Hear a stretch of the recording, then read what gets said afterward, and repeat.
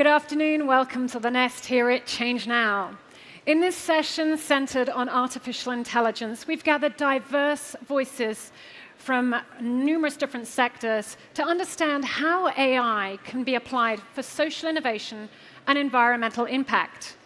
In just a bit, we're going to be speaking with a former French minister and from 3 entrepreneurs for whom AI is an integral part of their toolbox and their day-to-day work, so stay tuned for all of that.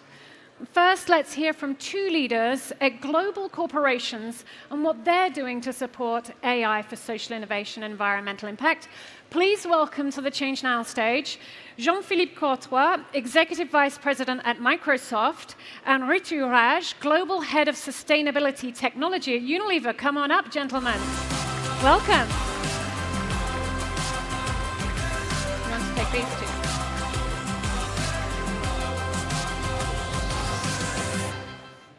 Great to have you both with us here. Now, what normally happens is I start by asking you both questions.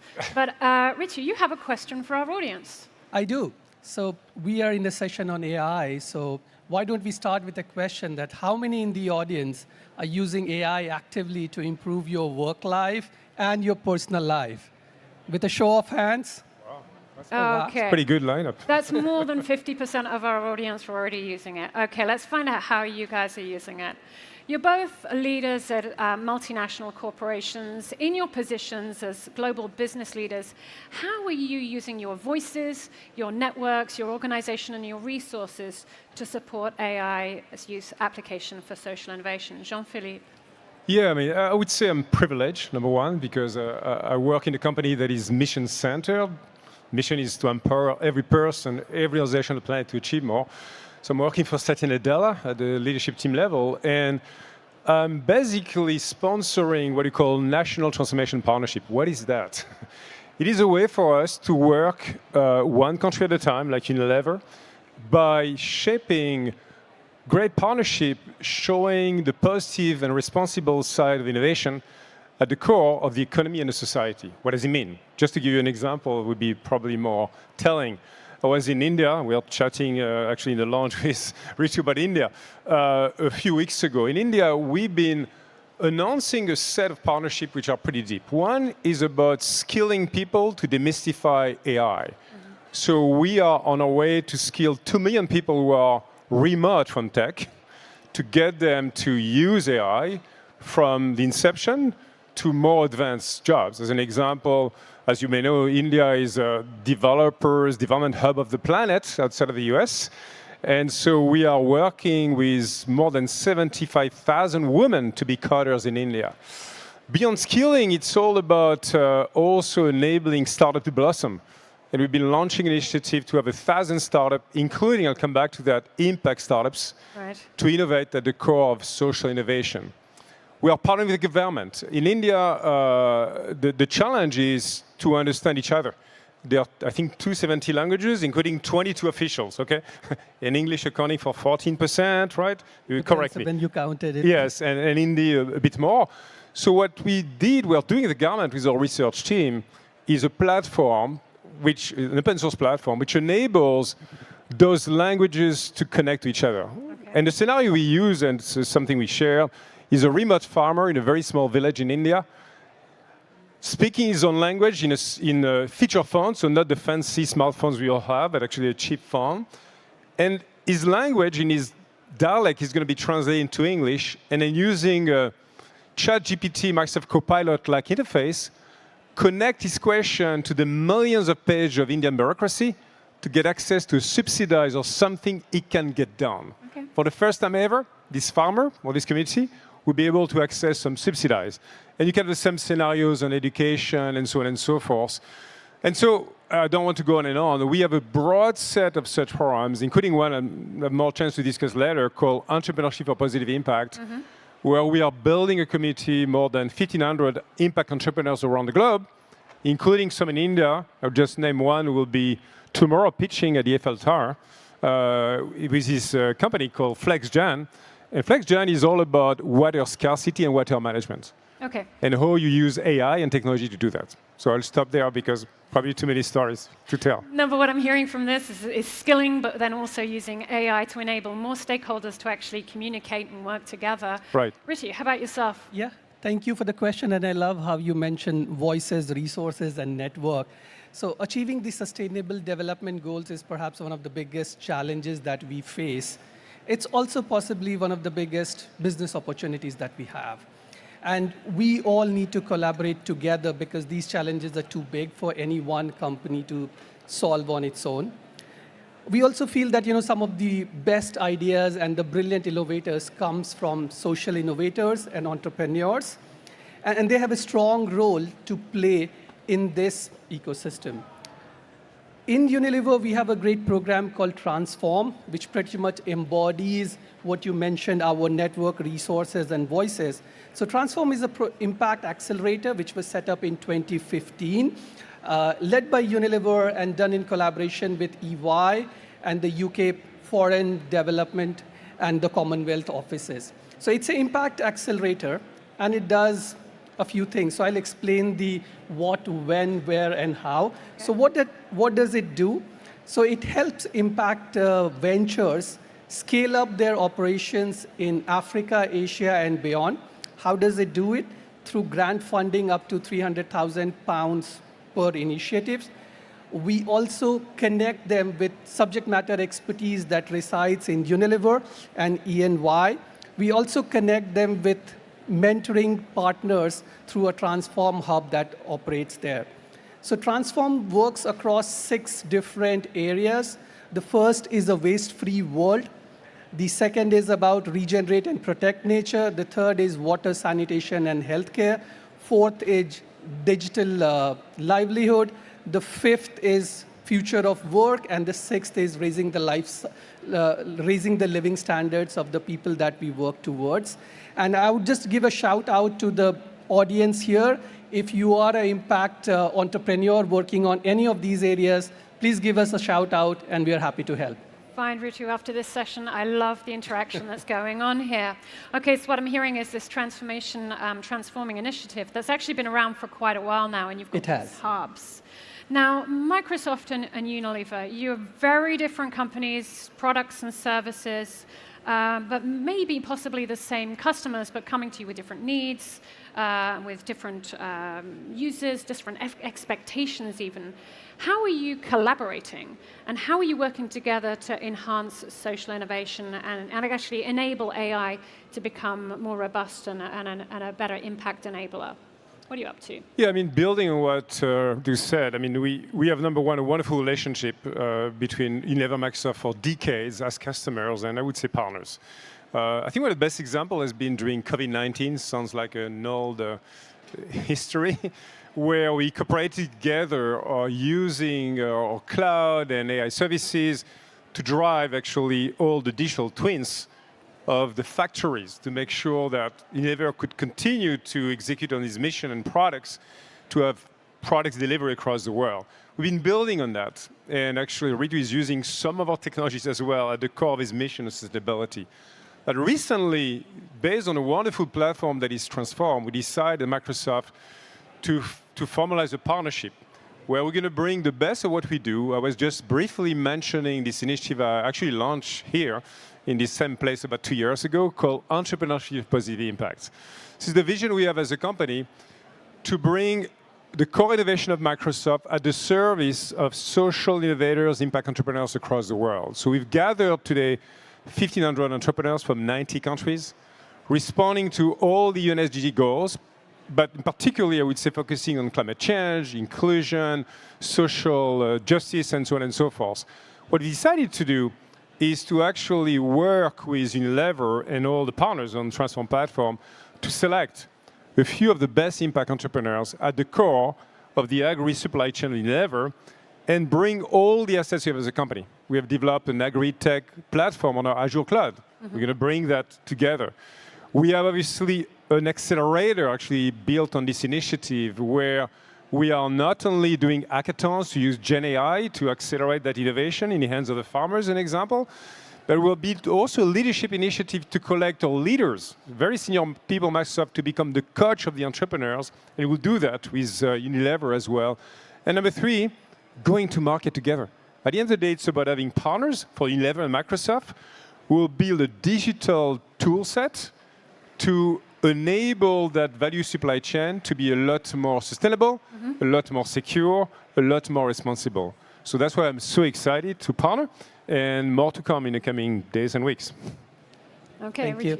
And at Unilever, we are at a great intersection of business, sustainability, and technology. And we have an opportunity to work with our tech partners like Microsoft and others to help them converge on some of the common themes that we have.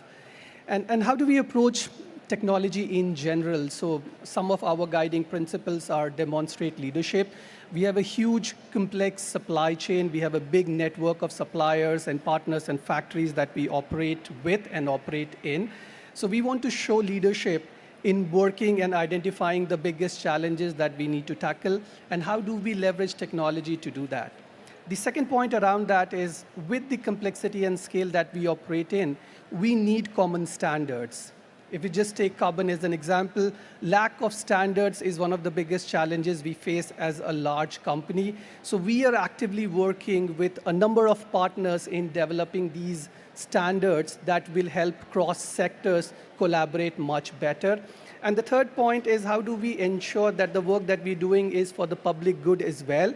So how do we create a culture of sharing? How do we create a culture of open source? Because closed systems will put a premium on sustainability, and it will restrict us from meeting our goals.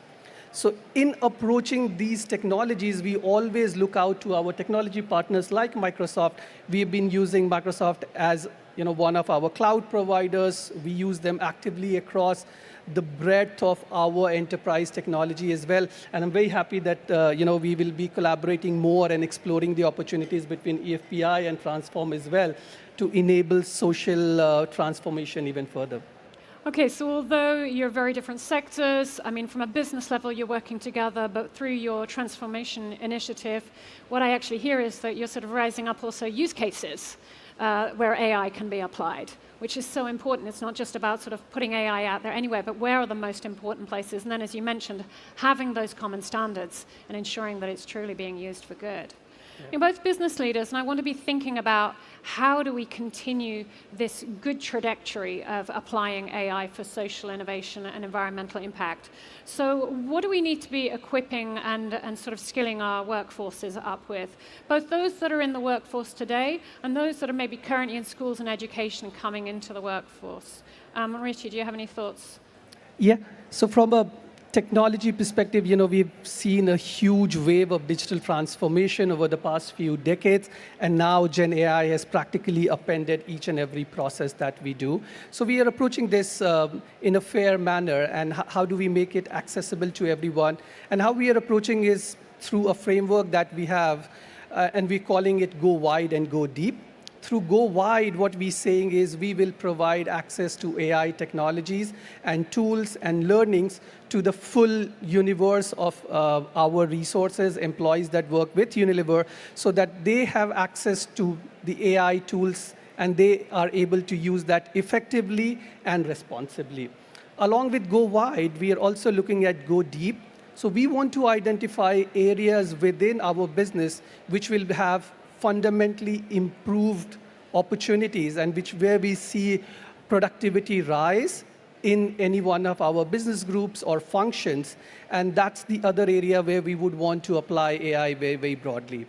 So that's how we're approaching AI in general. Okay, so go wide and go deep. Yep. Jean-Philippe, coming back to you, thinking about then, you just mentioned actually that you're taking managers from Microsoft and actually having them work with the startups. Yes. So that's one thing that you're doing. What else are you up to, both internally and then thinking about your work externally? Well, I think for a number of years, and we've been accelerating that with AI, we are reaching out to the most, I would say, either underserved communities or the people who are the most, basically uncomfortable with tech and AI. And so we've launched an initiative to train 20 millions in the world, starting with the very first level of AI fluency. We actually are kind of sister company, LinkedIn, which is part of Microsoft family companies, has developed a wonderful first level of AI certification that you can get through LinkedIn. But we are going beyond that with a lot of education systems, particularly in Africa, in Asia, and so on, to provide some free access to skilling and tools on AI on the basics. And then we get into underserved communities. So we've been, as an example, in this country, in France, my home country, there's a partnership with a social enterprise called Simplon, and they build 59 schools all across the country to go and take on unemployed people, women, and people who are non-tech, not computer scientists, into a 16 or 24 weeks boot camps, to get them into a job. And then we connect them to employers who are our customers, because customers, by the way, need also more diverse AI workforce, and not just the same usual suspect coming from engineering school, that they need too. So we have this spectrum of, I would say, of people that we are trying to reach out with partnerships, one country at a time, to truly build that, I would say, curiosity and ability for people who are going to be, for a number of them, blue workers also, maybe in some of the plants of Unilever, using AI as a tool at the core of their jobs. And that's something that is exciting, but I think we have a lot to do. Definitely. In fact, as I mentioned, we've got 3 entrepreneurs who are doing exactly that coming up right after this. But also, just Ritu made a shout out here. Also, you have a podcast, right? I'm a huge podcast fan, and that's one way also, I think, of spreading the message and helping people that are maybe not working in technology understand and encouraging them to get these skill sets in. Just very quickly, we have 3 minutes left here. How are you actually measuring your impact? What frameworks are you using to ensure that what you're doing is truly having a positive impact in an environment and our society? Ritu? Yeah, I can go first. So social impact for Unilever is sustained improvement in the quality of life of our customers. So we touch the life of about 3.4 billion customers on a daily basis. And we're focusing on key 4 priority areas of climate, nature, plastic, and livelihood. And we will be coming out with revised versions of our long-term and short-term ambitions around there. From a social impact perspective, I would just want to share some of the, the brilliant work that the Transform team has done. And through Transform, over the last 9 years, we have reached about 17 million people. We've supported 70 different impact ventures, gain scale, and this has happened across 17 countries in Asia and Africa. Okay, great data there. Thank you. I think at the high level, we've decided as a company to bring the best again of our innovation, of people, mentoring ecosystem, and go-to-market as well, focusing on 4 of the ESG goals, so climate change, but also decent jobs and economic opportunities, quality education, and actually human rights and strong institutions. Times of democracy are critical. And so what we do on sustainability, to make a long story short, we have committed 4 years ago to be a net positive company by 2030 in terms of all of our scopes, and by 2050 to do the same all the way back from the inception of Microsoft in 1975. In order to do that at a high level, we are using science-based targets, number one. So always using science data to basically create the plan. Number 2, we've embedded the goals in each one of our business units, or P&Ls. We've got pretty large companies.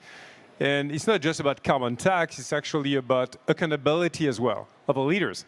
So it's not just about the numbers they're going to make, financials, of course, but the way they execute on sustainability roadmap, and the same, of course, on social and diversity inclusion issues as well. And finally, I would say it's all about something that Ritu mentioned, which is so important, is the way we go out together with coalitions. Carbon Co is a great example with many others, to establish standards. We need standards, because if you want to have data that makes any sense, and we have lots of data around this event, and you check all the startups, you better use well-recognized standards going to help you telling the truth all the way across the stakeholders of the economy. So that's what we're trying to achieve. Fantastic, thank you. So I'm hearing standards, I'm hearing collaboration, I'm hearing that if you're out there as a startup and an entrepreneur, check out the Transform program, and also check out some of the AI training and resources that are available. And the entrepreneurship positive impact. For any entrepreneurs in the room, come to us, and happy to follow up with you. Fantastic. Thank you very much to you both. It's been an absolute... Can I make just one point? So, one point for the whole room and in general is, every role is a sustainability role. We need to approach it as such. You don't need to depend on a sustainability function to solve the problem. There are enough decisions you could make to make our planet a better place. So I would very much urge all of us to consider our roles as sustainability roles as well. Thank you. Great message to end on. Thank you very much, Ritu. Thank you very much, Jean-Philippe. It's been a pleasure having you both with us. Take care.